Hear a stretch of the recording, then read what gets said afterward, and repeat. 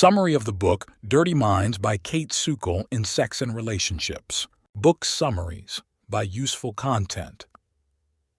Introduction. Have you ever heard the phrase, "get your mind out of the gutter"? What about the phrase, "dirty minds"? These terms are commonly uttered in reference to profane or pornographic thought. They imply that our brains are engaging in sexually perverse or inappropriate activity. Think along the lines of making sexual jokes in church or in a similarly inappropriate setting. Given that we are so often encouraged to keep our minds away from sexual themes, it might surprise you to know that our brains are heavily involved in our perceptions of sex, romance, and attraction.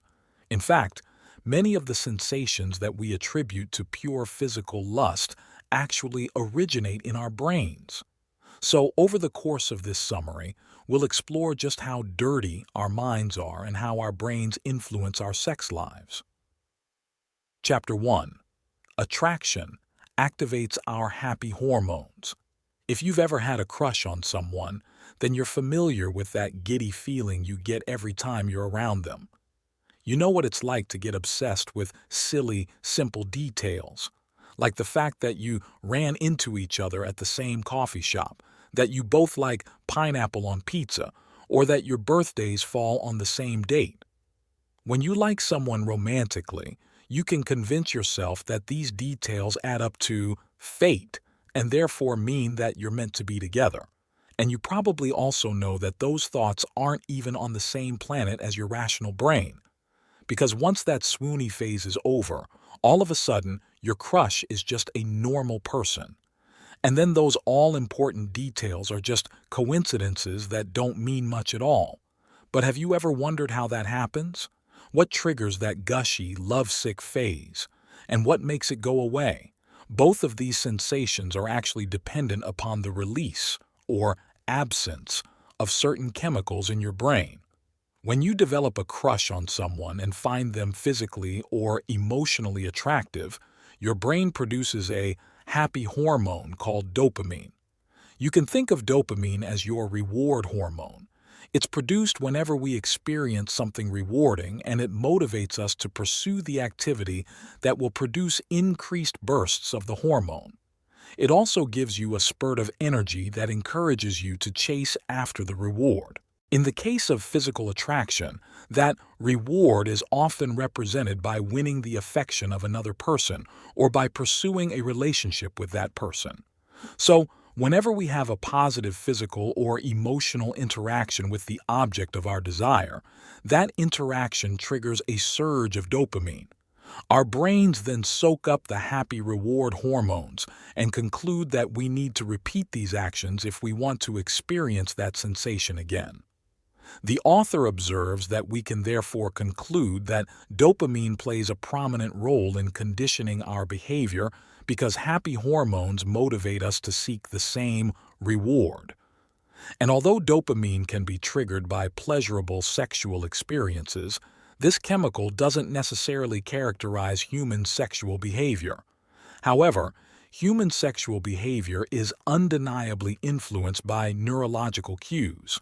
Scientists just don't know exactly how it works. For example, if you're a woman who likes to go out clubbing and wear revealing clothing, there's nothing wrong with that. But you probably aren't aware of the hormonal responses that might be influencing your behavior. After all, if you're going out to have a good time, you're primarily interested in hanging out with your friends, meeting someone cute, and enjoying some tasty drinks. You probably didn't stop to think, am I ovulating tonight? Is the fact that I'm ovulating making me feel more sexual? Am I being driven by a biological urge to procreate? It's a pretty safe bet that no one asks themselves those questions while getting ready for a night of clubbing. And yet, that might be truer than you know. The research of social psychologist Christina Durante indicates that the female ovulation cycle influences the decision to engage in more sexually adventurous or promiscuous behavior, even if a woman isn't consciously aware of doing so. In fact, When Durante compared and contrasted women who were ovulating with women who weren't, she found that women who were ovulating were twice as likely to go out clubbing and wear deliberately revealing clothing. Even when this was normal behavior for all the women being studied, she found that their desire to engage in these activities was markedly higher when they were ovulating. And as soon as their ovulation cycles were finished, these feelings and behaviors dropped down to more average levels. They also spiked again as soon as the next ovulation cycle occurred. So, from this study, we can conclude that sex hormones have a direct impact on our brain function and some of the choices we make. Chapter 2. What's your type? My brother likes to date blonde, slim girls who dress in a specific style. In fact, his last 3 girlfriends could have been mistaken for carbon copies of each other. Although each was very different in terms of her personality and interests, they were all very physically similar. And it wasn't until his most recent relationship that my brother realized he has a type. In fact, many people do. Sometimes we're conscious of it and sometimes we're not.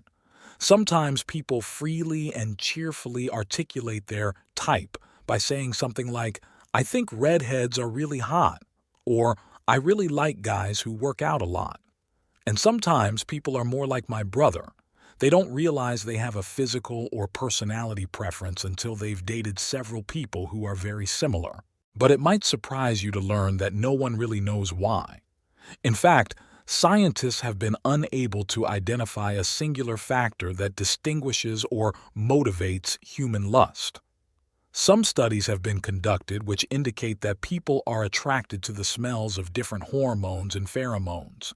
But these studies were ultimately inconclusive in their attempts to identify a single, comprehensive answer. That's because the truth of human attraction is ultimately more complex than anyone can really pin down. So, if you have a type, it might be as simple as the fact that you just really like redheads. But at this point in time, science can't really offer an explanation for why you think redheads are hotter than blondes. Similarly, if you are attracted to personality traits or characteristics like people who are very studious or passionate, science can't explain that either. In those cases, it usually comes down to something that's too personal to be measured by a test. For example, maybe you love the passion and nerdiness that drives smart people to hide away in libraries in pursuit of higher intellectual thought. Or maybe you think girls in glasses are super cute. Ultimately, it's all up to your individual personal preference. Chapter 3. Why are humans monogamous? As you've probably noticed, our society expects human relationships to be fairly monogamous. If you have multiple sexual or romantic partners throughout your life, you might find that people talk about you in a negative way or act as if you are unscrupulous. By contrast, people who marry their high school sweetheart or stay married for 50-plus years are often celebrated as having achieved the highest pinnacle of romance. But is monogamy really a realistic goal for humans? The author's research indicates that the answer is rather complex. In the animal kingdom, monogamy is not always the norm. Many species will have multiple partners and form short, purely sexual relationships. And when monogamy does occur, it is driven primarily by hormones. As a result, what they experience is not necessarily love as we know it, but lust. Their hormones have simply convinced their brains that what they feel is a deep and lasting bond. Scientific research indicates that the same is similar of humans, although the specifics are difficult to pin down. As we saw in the previous chapters, our perception of love and sexual attraction is heavily influenced by surges of dopamine. Yale researcher Eileen Gordon concurs with their theory that substantial amounts of oxytocin are also present in long-lasting human relationships. This led Gordon to conclude that oxytocin is an essential component of successful relationships. However, this discovery has generated another scientific mystery, as researchers are unable to determine whether happy relationships produce surges in oxytocin or whether oxytocin must first be present to generate a sense of lasting compatibility. Chapter 4. Love and hate are two sides of the same coin. If you've listened to Ellie Goulding's popular song, Hate Me, you might have noticed that the lyrics portray love and hate as being two sides of the same coin. Although the song makes it clear that there is a great deal of animosity between the partners, it is evident that they were once attracted to each other. As a result, listeners can infer that love and hate are closely intertwined. A slight variation in circumstances or hormones could cause one to morph into another. In this respect, popular culture has hit upon an important neurological truth. Love and hate are indeed closely related. Because they are polar opposites, we tend to assume that they exist at vastly different ends of the spectrum. But scientific research indicates that they are actually very similar. In the previous chapters, we considered the impact of dopamine and oxytocin on human relationships. But new research, like that of Carson de Drew, a researcher at the University of Amsterdam, indicates that love and hate are simply fluctuations of a certain hormone, specifically the hormone oxytocin. De Drew conducted an experiment in which participants were asked to inhale oxytocin before facing an ethical dilemma. In the context of this dilemma, participants were given some money and a choice. They could either keep all of the money for themselves, give all of it away, or donate a small portion of it to a worthy cause while retaining some for themselves. De Drew found that the participants who had inhaled oxytocin were kinder and more generous than their counterparts in the control group who did not partake of oxytocin. This led him to believe that oxytocin causes people to feel more loving and generous. But he also noticed that, when challenged, the participants who had inhaled oxytocin were also more aggressive. This indicates that oxytocin heavily influences our experience with love and hate. Essentially, these emotions are two sides of the same coin that can be triggered by fluctuations of the same hormone. From this study, we can conclude that our emotional experiences may not be as independent or as personal as we think. Rather than being governed by our deep-seated feelings, they are more likely to be influenced by surges of oxytocin in response to certain stimuli. Chapter 5. Final Summary. When we think about love and sex, we often assume that our feelings are our own. We believe that our attraction to another person is the result of genuine and deeply held feelings. But we often fail to consider the role our brains and hormones play in our relationship with attraction.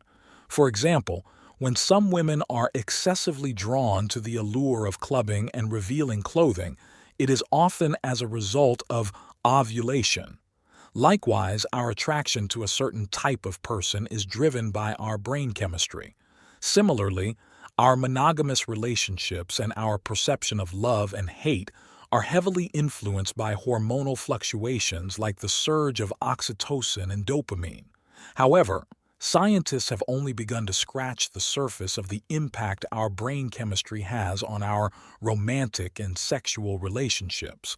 Existing research has only laid the groundwork for new questions that remain to be answered by the neurologists and scientists of the future. The end. Thank you for watching. Please don't hesitate to like, share our video, and subscribe to our channel for more useful content. See you in the next book summary by Useful Content.